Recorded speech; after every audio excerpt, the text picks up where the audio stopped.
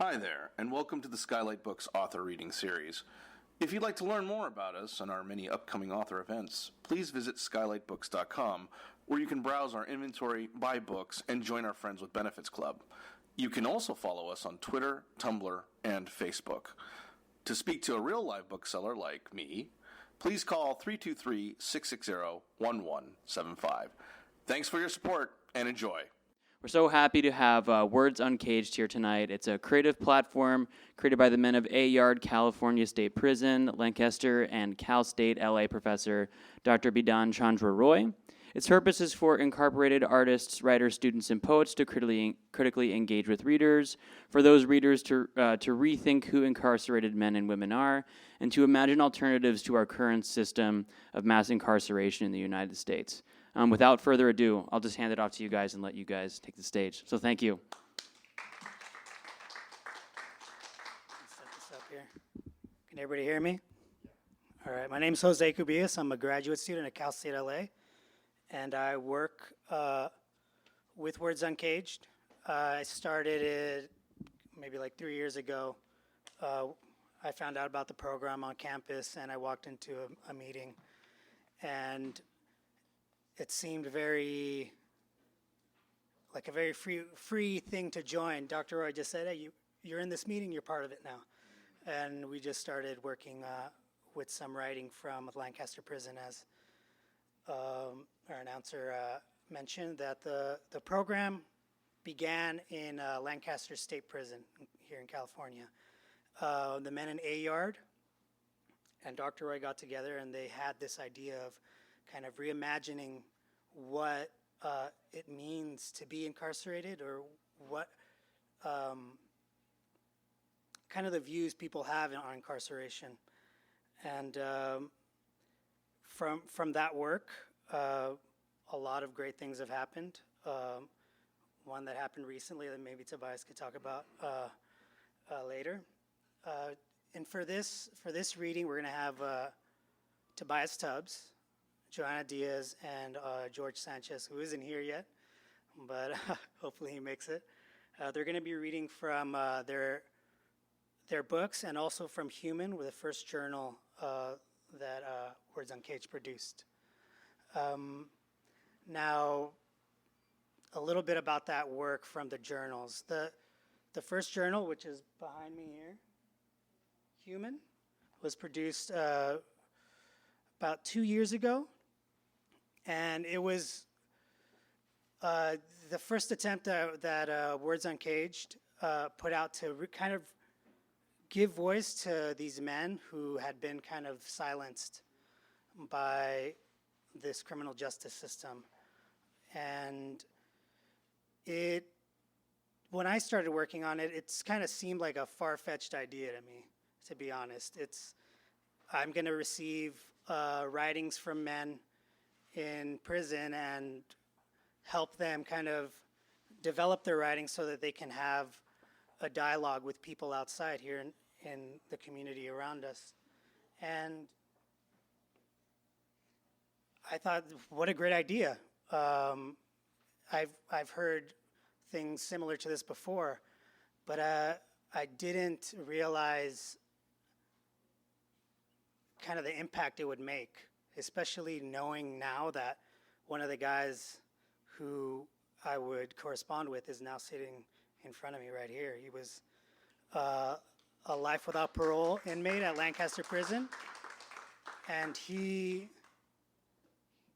had an idea of, being able to get out, and I'm glad to be able to be a part of that idea, along with Dr. Roy's idea. And yeah, a lot of the things that we do in Words Uncaged is just, it's kind of my job has been just in the writing. I'm helping Dr. Roy and Tobias kind of write a book, as I'm helping Tobias in that journey to write that book. George Sanchez, who isn't here yet, I'm helping him with his kind of collect all of his poetry. And also there's a guy in Calpatria State Prison, Justin Kirk, who's also writing a book, and I'm helping him out too in some of the edits. George here yet? I don't want to start without, I don't want to keep going without George.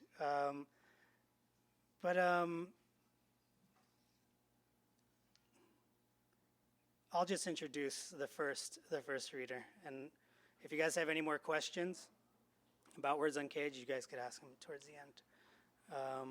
And the first reader will be Joe. No. So it's Joanna Diaz, and she was incarcerated as a juvenile. And Ray, who's also part of Words Uncaged, and he's walking around right now with his backwards Words Uncaged hat. He had an organization called I'll Knock Tomorrow that helped juveniles kind of do something similar to what Words Uncaged does, which is produce books in order to express themselves. And Joanna Diaz has produced this book, which is amazing. And if you get a chance to get a copy of it, please do so. So without further ado, Joanna Diaz.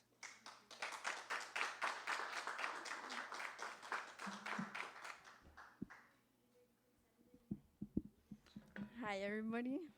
Like he said, my name is Joanna Diaz, and what I am going to be reading today is called, give me 1 second,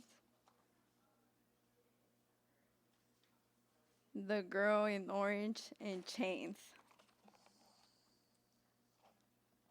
Every time I leave this facility, I'm dressed in orange, looking more like a pumpkin than a young girl. I look down, and I'm in chains. On my way to the hospital, I enter the hospital. Handcuffs on my hands and feet, walking with probation staff.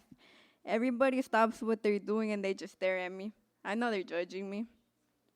All they see is a young girl in orange, all chained up, already assuming I killed 56 people or I kidnapped little kids. All these vicious things are going through their heads. When they see me, they grab their children, tell them not to look at me, like somehow I could hurt them with my stare.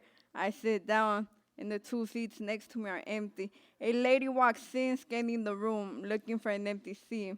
Well, any empty seat that's not next to the girl in orange, because I'm in chains, so I must be a monster. I look at her, and I can see the way she's looking at me with eyes of disgust. When they look at me, they see a criminal. But look again, look closely, and maybe you'll see all the things I see. I say everything's okay. I hide the hurt with a smile. I got so used to pretending. For such a long time, I was numb. I was so numb. I was like a zombie. I was walking around, having so much stuff being tossed at me, but I didn't care because I couldn't feel anything. A young girl forced to grow up too fast. I've seen things so horrible to a human's eyes, and I've heard things I wish I could forget. I close my eyes and start daydreaming. But when I open my eyes, I'm still in this hospital. I know they're all judging me, but they don't know me. They just see a young girl in orange who's in chains, so I must be a monster. But they don't see a young girl that just made some mistakes. Let's see. So, thank you. I am going to be reading one more that I recently wrote. Ever since a youngin', I had visions of making a big house, nice view, good vibes, counting millions. While here, my stomach continued growling. I tried thinking of something else, of some better days. I started running amok in the streets, ducking cops, hugging blocks, breaking laws, getting home just to walk right back out. My ears could no longer tolerate the hate being said, slammed the door, ran back to the streets, closed my eyes, wake up, sitting in Central Juvenile Hall. Time passes. I start getting older, go to court, get out. But some things never do change, do they? Time passes. I go home. I continue ducking them cops, hugging those blocks that didn't love me, and breaking all the rules. An endless cycle. Oh, I sure did know it too well. Go to court. A monster that's a danger to a community is what the DA keeps saying I am. Holidays pass by, getting ready for another lonely birthday. I think it's my, third one. I became a slave to the system. Not only am I a prisoner in real life, but in my mind as well. I'm captive and I'm yelling for someone to come rescue me. No one seems to hear me, though. It was a day like any other. And so I thought, because in the snap of a finger, my whole life would change. My heart grew angry as I saw the blood and the bruises. I looked up and I cursed at the very same one that created me.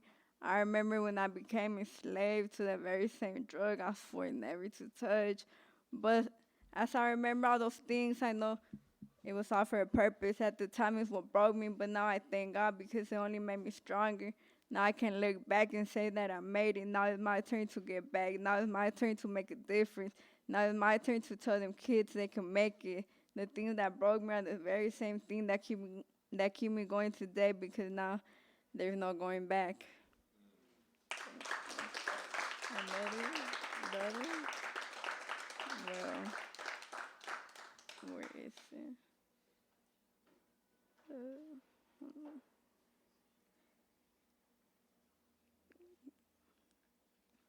Okay.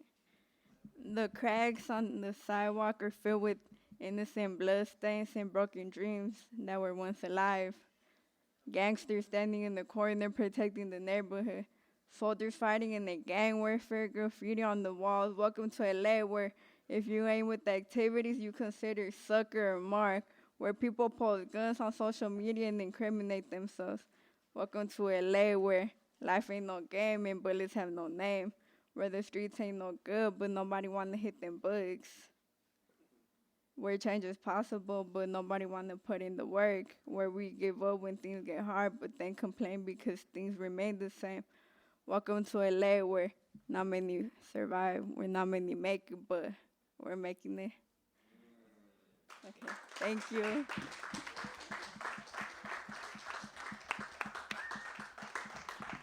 Thank you, Joanna. It looks like George Sanchez made it. Where you at, George? Are you ready?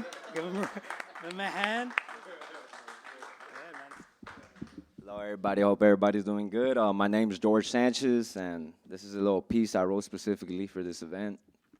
And it's how I feel right now. It's some of my new stuff from my new book coming up, so I hope you guys enjoy it.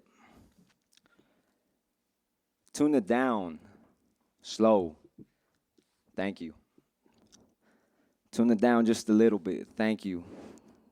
I need to start. I apologize. I got mixed up. Before the art, play the saxophone for me, will you, please? Thank you. Tune it down. Slow. Thank you. The planet Jupiter in the orbit, like the rest of the planets in the Milky Way galaxy. It orbits as many do in the universe. As so it comes to the orbiting of a breath, a heart, the air, the thought, the mind of Mercury. The smell of the war, I fight. The smell of hell, I burn.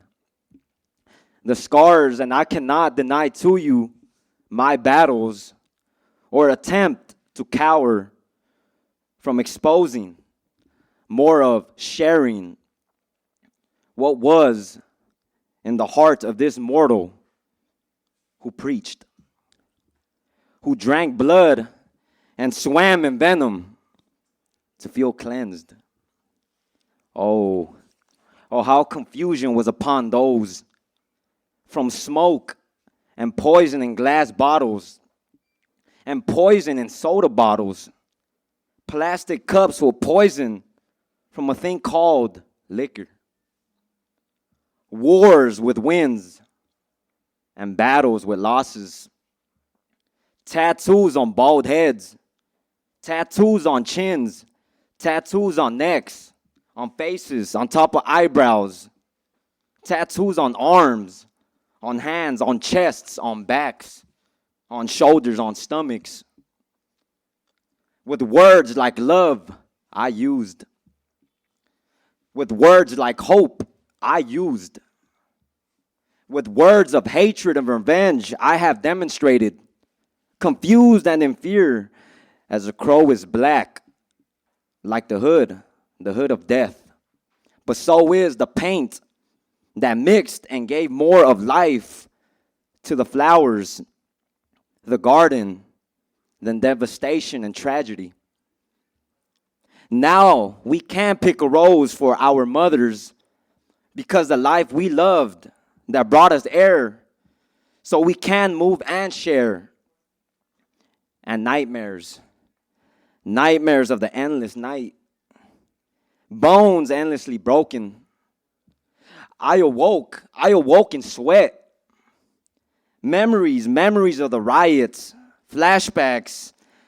I awake traumatized and violent.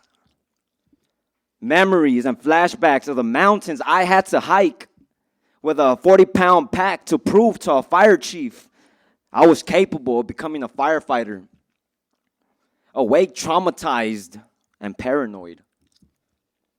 Stare in the reflection of my shadow. There is hope. Stare up to Jupiter and know that planet is motivation. The planet came to me as a letter, a spoken piece of a unique tribute to Homer, the first poet. The planet inspired when my eyes struggled with pride, holding back emotion, but you were able to make and confirm there was some gloss to my eyes. There was some secrets to my eyes. And those secrets were only tears that my pride wouldn't express as a cry. It wouldn't. Trapped to only set a laughter of real as a goal as Harley sits. And I'm seduced as Harley Quinn, and tattoos is seduction through the approval of fate. Missions to complete, and the cross on Harley is completing the thoughts of possibilities. And to Jupiter's view, I am tiny, I am small. I am a belonging to the fire. I am a blessing as the fire is a blessing to me. I appreciate. Like air is a need for the life fire needs. A need. Air blesses fire. Fire blesses air. Sweaty and tired, I fear, and come to be the author of the tattoos on the beauty. And I am in tremendous liking, tremendously interested of the tattoos.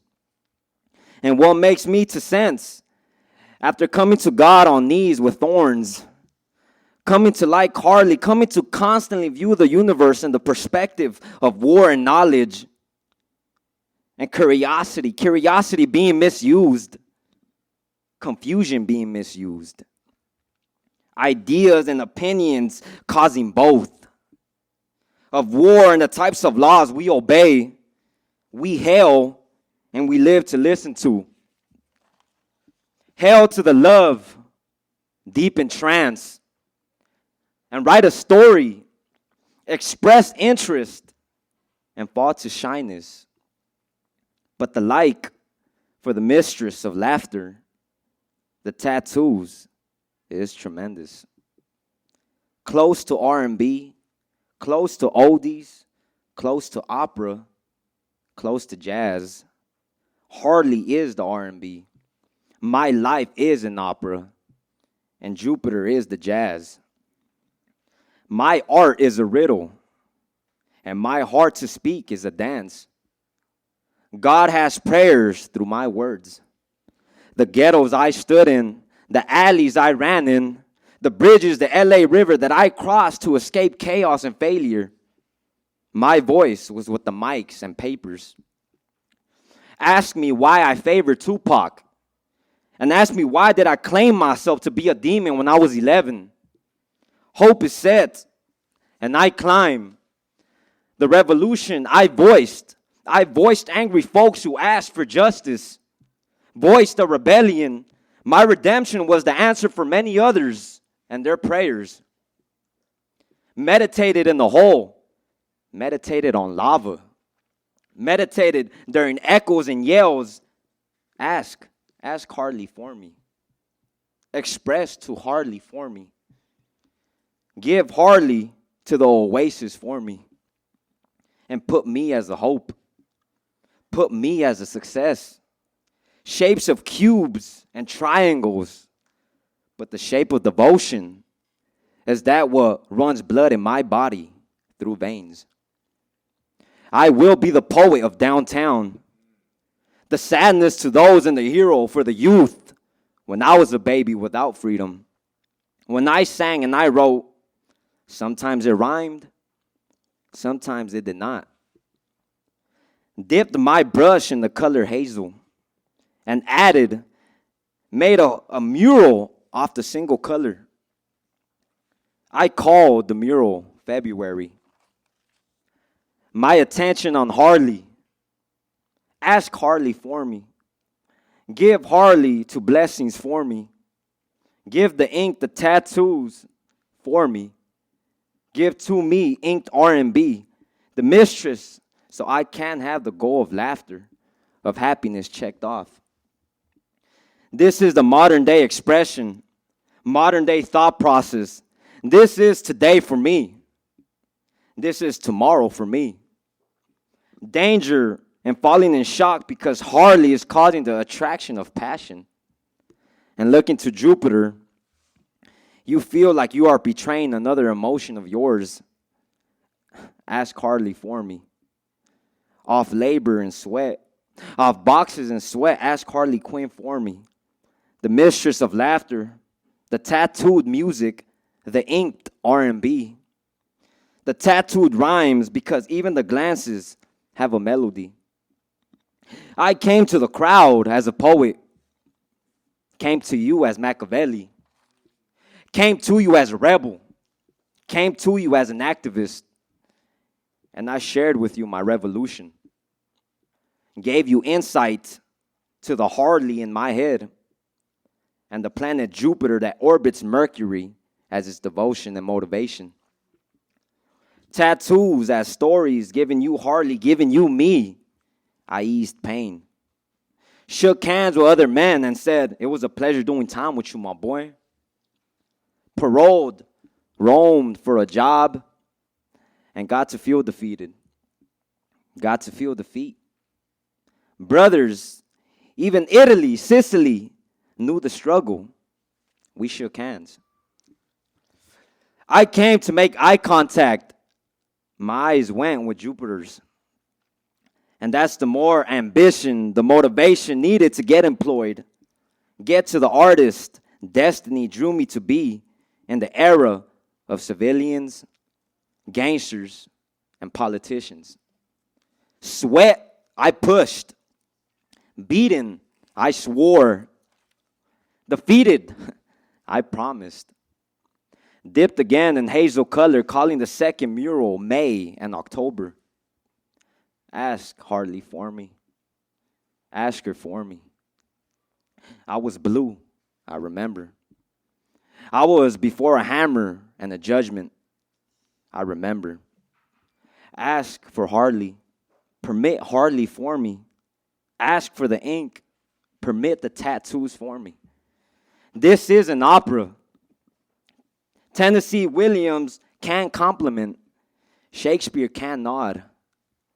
This is an opera.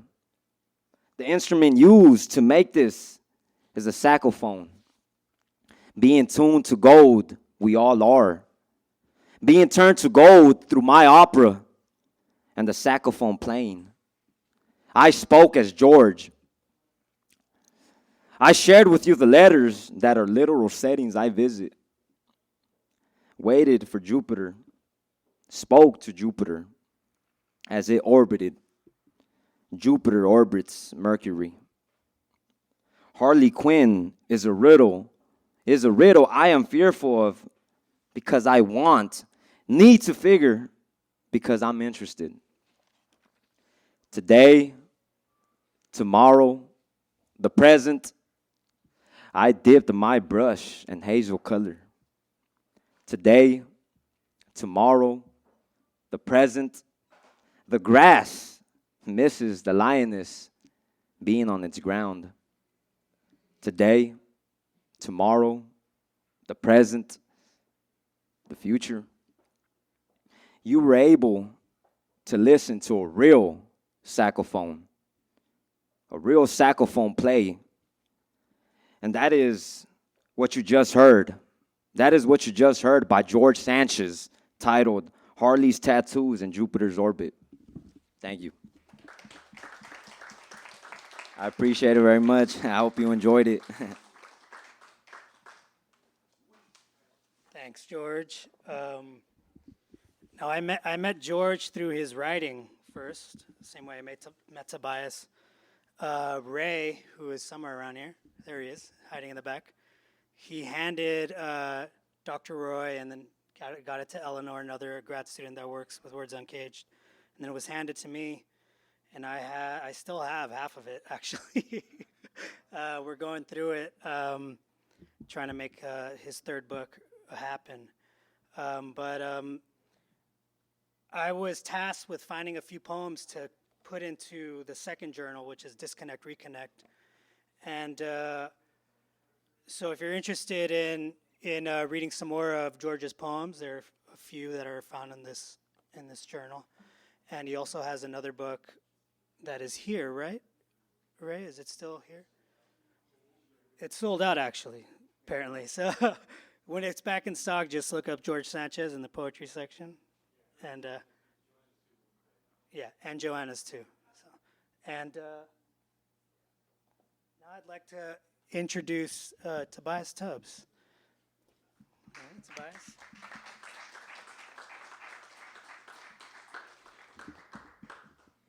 Thank you.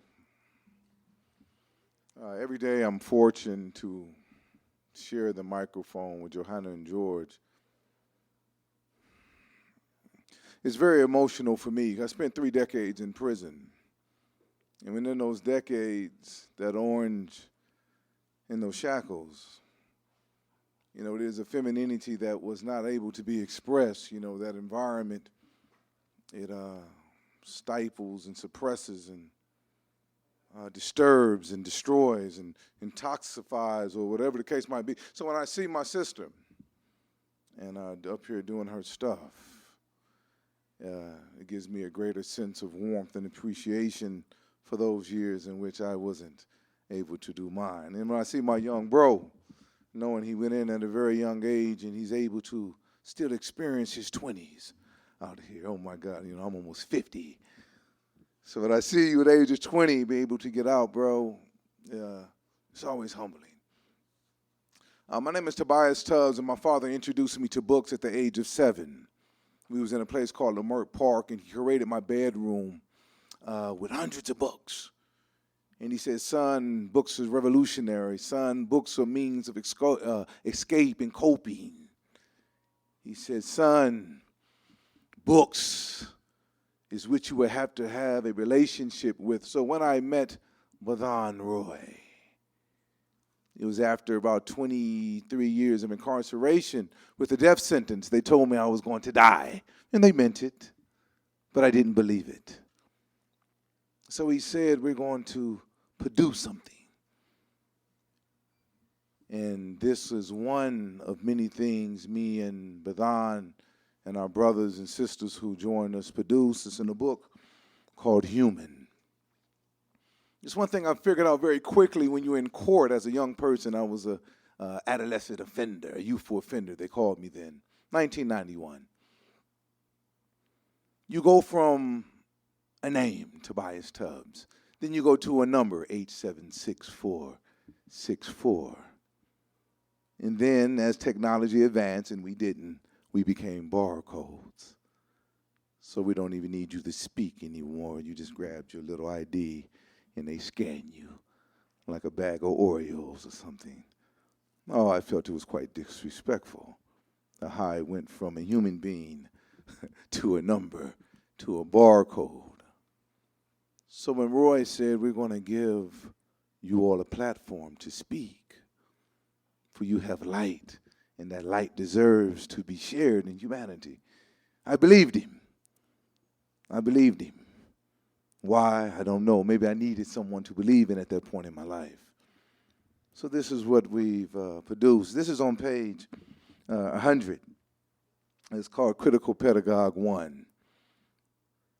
As you look at page 101, I'm just going to read a paragraph or two, and then I'll explain the importance of this paragraph in this book. So Dr. Roy introduced me to critical pedagogy as a power and paradigm shifter. He clearly explained our rehabilitation as proof of the importance of a higher education. Through education, we must speak our narratives in our unique voice. Dr. Roy further explains it is a privilege for CalState University, Los Angeles, to give us a platform. It is our obligation to put in the work of humanizing ourselves and dispelling all stigmas, stereotypes, and misinformation clouding our journeys of transformation. When I tell Dr. Roy my entire Pinot experience has been pedagogical, he smiles and says he likes my name, CP1, Critical Pedagogue 1, acknowledging how appropriate it was for Words Uncaged. He encouraged me with great enthusiasm to speak from the heart so I can touch hearts. He assures me that power and paradigm shifts when hearts and minds of grassroots citizens are enlightened. Dr. Roy adds, in quote, our lives and journeys are beacons of light, end quote. My father used to be real big on Plato, and he used to read to me The Republic. And my favorite chapter for some reason was about these kids that was locked up. They were slaves inside of a cave. And they was given like certain images, and these images was clouding these children's mind, generations of these children's mind, to the point they was in like a deep sleep or inactive within society. And then they said that the goddess of wisdom came and awoken one. And they taught him or her the mystery of what was behind the siege, and that person was released into society to lead the children through academic or educational systems. So when Dr. Roy comes in with a book talking about critical pedagogy and talking about that we're pedagogues and we are those who must think critically, we are those who must change the narrative and flip the narrative, we must challenge the script that we were given. And he said, don't make a Messiah or a Savior out of me. You know, you all will save yourselves. You have what it takes. But you must change and challenge the narrative. So myself and a yard of 1,000 men came together to produce this book, Words Uncaged, Human. And you have to understand this one thing about a narrative. It was a certain kind of narrative that created mass incarceration. It was a certain kind of script. It was certain kind of images and ideas that was placed upon the wall of media and entertainment. And the child in us, our imaginations, took those out and it lured us to sleep. And now we have a society today with thousands of homeless people. We have a society today with millions of incarcerated folk. But then we do have the same kind of society that allows us to come out here and speak. And speak. In court, I wasn't allowed to speak. Because if I spoke and told my story, my two co-defendants would have went to the death penalty. So for 30 years, I had to hold my voice until Bidhan Roy came and said, bro, we're going to allow you to speak. And I've been speaking ever since. They can't shut me up. So we thank you for attending today and giving us an opportunity to share ourselves with you. We come from a place, and I'm looking at my young bro, George. Those words are real life. This young man was a child, a teenager, a young teen, 12, 13, 14 years old in the SHU program. You know, you have no, imagine with the pain, the suffering, the beating, the broken bones of a young child who dared to write down his feelings on toilet paper with rocks. You should hear his story, how he would sneak a rock in and hide it. And through black eyes and split lips, he would write his story. Now here he is today, coming with his little horns, covered his little hair, covered his horns and his tattoo. He just came for work, lifting boxes after being denied. Our sister comes in here just so fly and eloquent and powerful to tell our story. So we are honored and we're privileged to be here with you today. We thank you. We thank Dr. Roy. We thank all who come to honor us in this space. We thank our brother. And when he says about helping us write, you know, that's like one of the most sacred things you have to do because we have to fear no judgment. We're used to being judged and critiqued, so we have to be fully honest and fully vulnerable. These are things that you don't want to be in prison. And so when we are able to give our rawest and most intimate and embarrassing moments to our brother, and he's able to help us put it in script, you know, that's another validation of not only our humanity, but we are more than just human beings in my evaluation. These bodies are going to go back to the earth like the earth itself, but we are beings of spirit and light, and that lasts us forever. So we have universal and I'm talking about unlimited potential as people, and I believe we're honestly going to change the world. Thank you.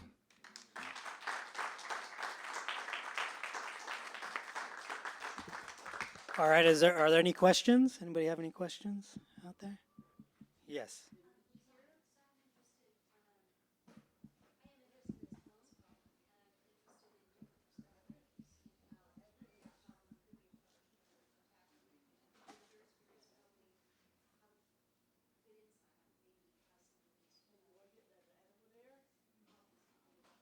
Do you have a response to that, Thomas?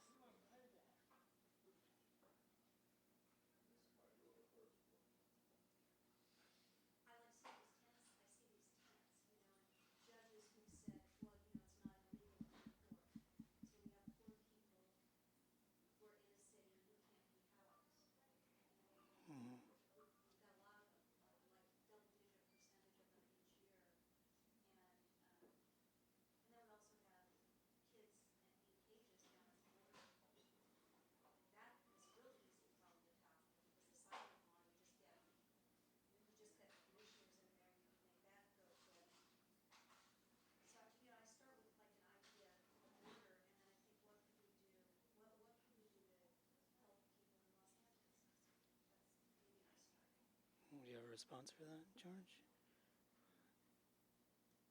Want to come up here? Yeah.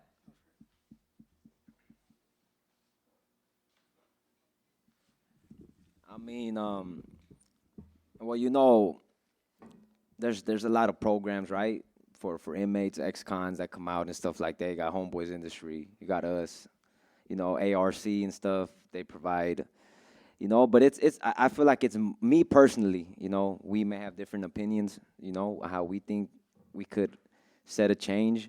But as for me, like, I think it's more than just money, more than providing images of this could be you type of thing. You know what I'm talking about? That's not why I changed, you know, just telling me what could be. That wasn't why I changed, you know. I just feel like it's more like a sense of, like, I felt like I didn't belong at one point, you know. I felt like what I had tattooed on my face was more real than my birth name, than the name my mother gave me, you know. So I feel like it's more like just trying to just break these, I'd say, ridiculous stereotypes, and just basically actually hearing what we all gotta say. You know what I mean? Because we will all ask for something differently. Everybody, every ex-con will tell you something different. I need this. I feel like I'll do better like this. You know, and I feel like just listening, just actually sitting there and acknowledging the scars. As I've always, that's my favorite wording, the scars. You know, just actually acknowledging it and just hearing us, you know, just actually showing that you care, you know, that society does care, that it's not like they always say the menaces, the predators in society, you know. It's those type of titles that basically crushed me, you know. I didn't even feel human at one point. I just felt so vicious. I was a child too, so it's just ridiculous how how stereotypes could just really transform you into something. Stereotype itself, not the experience that you have on the streets, just that word following you no matter what. It's just incredible what it could really turn you into. You may not be a monster, but just because you know you may, like I said, the stereotypes. It just you believe it. You know, I was like, all right, you think I'm a demon? I'll really show you what a demon could be. That was my mentality. You know, like, oh, well, you keep denying me doors. You keep telling me no. I felt like I couldn't even walk down Beverly Hills at all. I really felt like that, you know? So I was like, you know what? Then I'm going to really I'm going to really make that unwelcoming real. You know, I'm going to give you a reason for me not to really be there, you know? So I just say just listening. That's the first step. Of course, the programs and trying to get, but, you know, sometimes men, women, I found it on my own. I've been out for, I'd say, 5 months now, going to 6. I struggled a lot. I was paranoid. I couldn't be on the streets. I still had jail routines that I had to demolish. I'll wake up to do burpees, and I had to catch myself. My dad, my own father, will come out and be like, "What are you doing?" It's like 4 a.m, you know, and I'm over here doing jail burpees. I don't know if you guys know what that are. There's jail workouts, specifically jail workouts. And it was just horrible, you know. I felt depressed. I felt hopeless. I refused to join. I don't know. I just felt hopeless, you know. Nobody was listening, you know. And that's how I felt. Of course, I had my peoples, you know. But within me, I just I felt defeated. But as a man, as a young man, I was like, I got to do it. You know, I went to go to apply. I kept trying. I had felonies. They were shutting down doors for me. So I think it's just listening. You know, poetry gave me it was a reminder, and I was like, just knowing that people were actually hearing my story and actually seeing what I'm going through till now, because I'm not no Hollywood success story. You know, I'm still in the gutter. I'm still struggling every day. I just Ubered it right here. You know. I usually, you know, it's real. And I don't even got that much money to be Ubering it, you know, at all. But I do what I do because I believe in this. I really do. You know, it's my heart, and I spoke my heart. I just literally spoke my heart to you, and it's okay. At one point, I was like, I can't do that. There's no way to do that. So listening, that's what I think.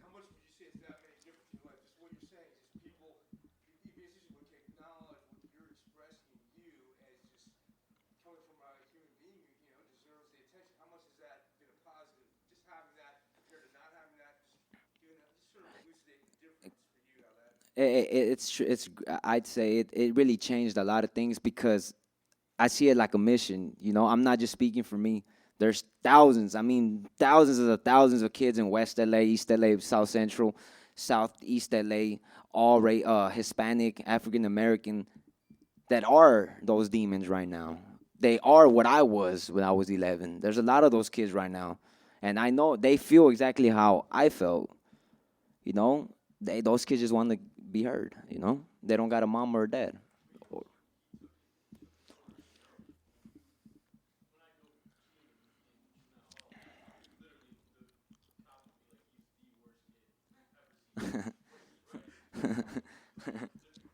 Yeah.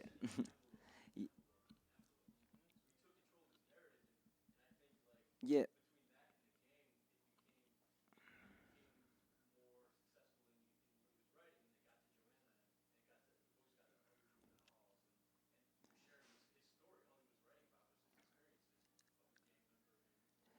Yeah.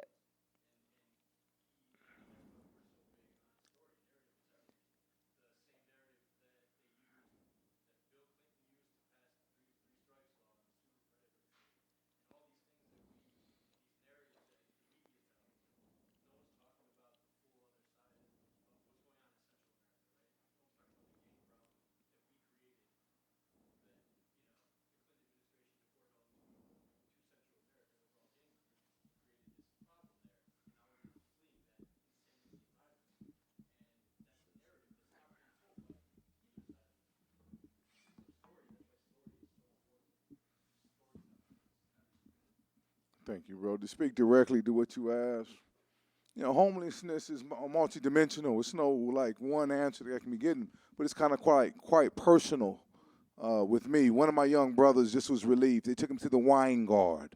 Wine guard is on Skid Row. So as I'm going to pick up this young man, I see two families walking on side of the street. One black woman with 3 children. She's berating her little 6 to 5-year-old son because he can't carry the bag quick enough. So she's calling him all kind of mean names, cussing him and fussing him.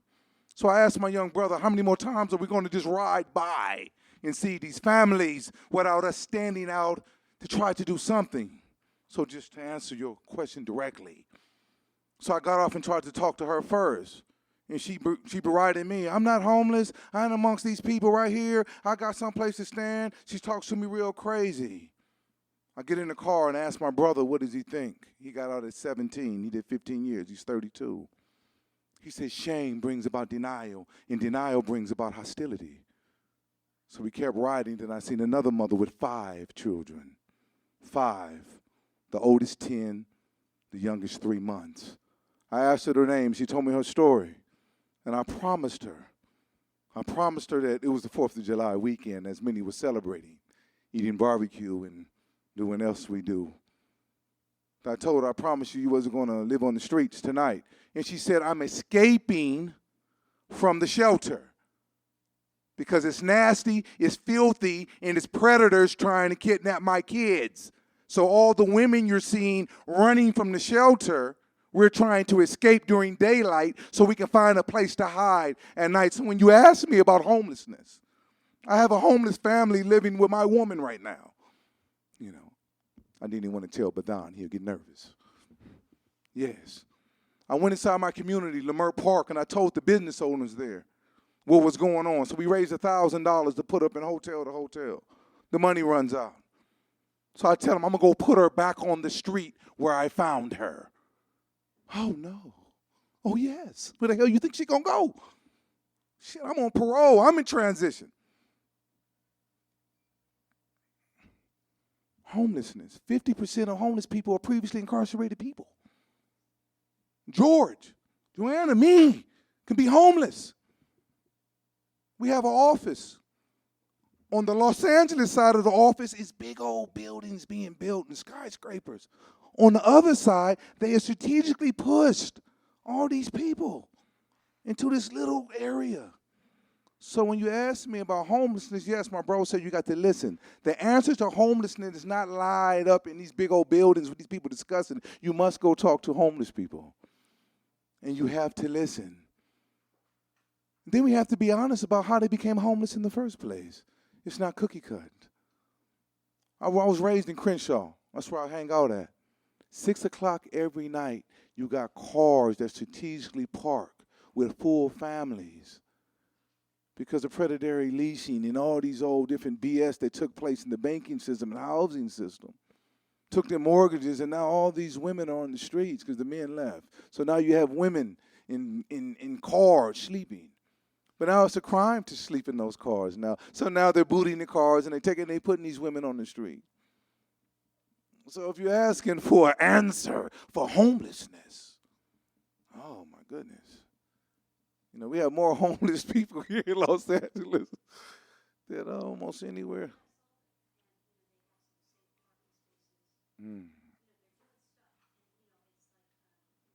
Okay, can I ask you this? And I'm fortunate to sit in meetings. I'm not going to say what meetings it are because I don't need them saying I blasphemed the meeting. This became a concern in my area when they put that metro rail going through there. And they put $10 billion inside the mall. Okay? And they said this rail is going to the new stadium. And we don't need homeless people on the rail or around the stadium. LeBron has probably, and that's my bro. I love you, LeBron. No disrespect, bro. LeBron is here and he's promising us a ring. The Clippers is supposed to be building a stadium by. So this is not about we give a damn about homeless people. You are a black eye up on our street, so we have to get you off. So first of all, we have to readdress as a society and the people how we view people. Thus human. I'm going on that. Thank you, ma'am.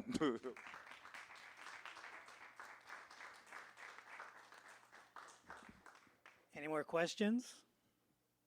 Anywhere? You got?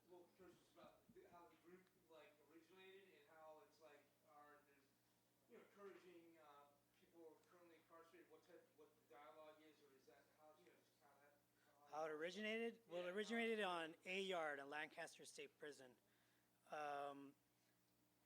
Dr. Bidhan Roy over here, he's one of the professors at CalState LA in the English department. He was, I don't know exactly how you got into Lancaster. Was it through the PAWS program? So the PAWS program is a program where the men at Lancaster Prison got to train pit bulls. And Dr. Roy was affiliated with that program at this point in the past. And he met the men there, and he realized that there was this amazing group of men on A Yard. And they, with Tobias included here, and they wanted something for this personal growth. Yeah, you want?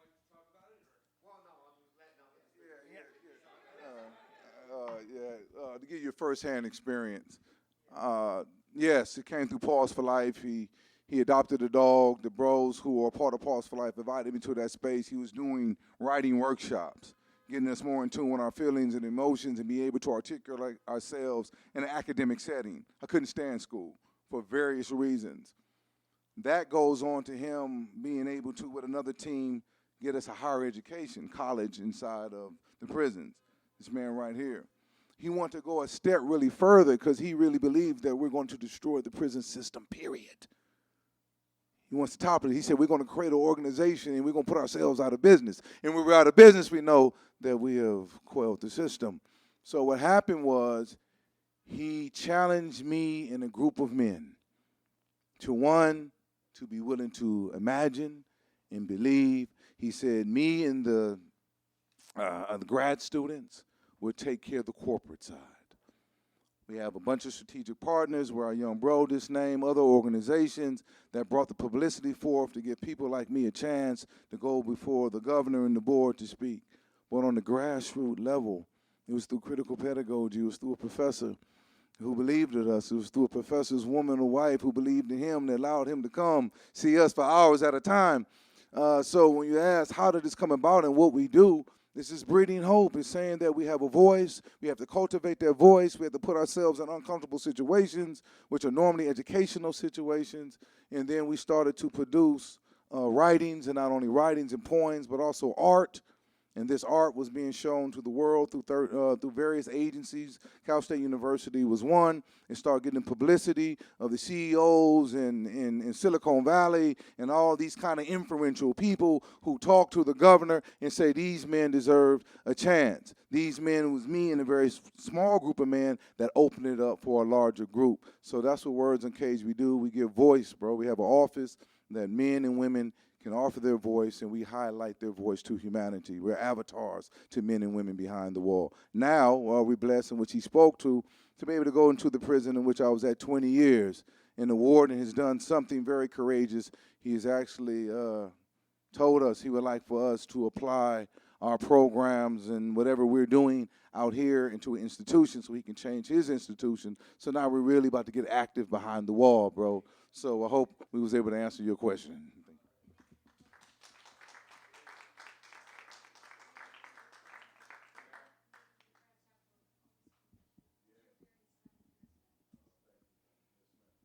He's a great orator. He's a gift, yeah. Any other questions? Questions from anybody? No? Thanks. All right, if I was about to say, if there aren't any other questions, we have a few books here that can be purchased. So if you would like a copy, please get one. Yes. Where are we doing this next? Well, you could find out at Words Uncaged on Instagram at Words Uncaged. And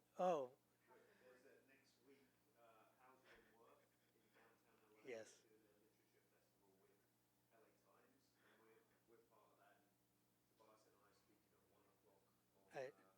I didn't mention it because they contacted me on Instagram for posting, and they told me not to post it yet. So Hauser and Worth, we're going to be there next week on Saturday and Sunday. It's from 11 to 6, and we're going to have a booth there, and Dr. Roy and Tobias are going to be speaking at 1 p.m. So it'll be posted on our Instagram and also on theirs tomorrow. That's when they're going to post it. And you'll find any information you want on upcoming events on the Instagram. And we have a website as well at wordsuncaged.com. Okay? Okay. Thank you for coming, and please buy a book. Thank you so much. You've been listening to the Skylight Books author reading series. Don't forget, you can listen to this and all of our other great podcasts at skylightbooks.com. Thanks again for stopping by, and we hope to see you soon.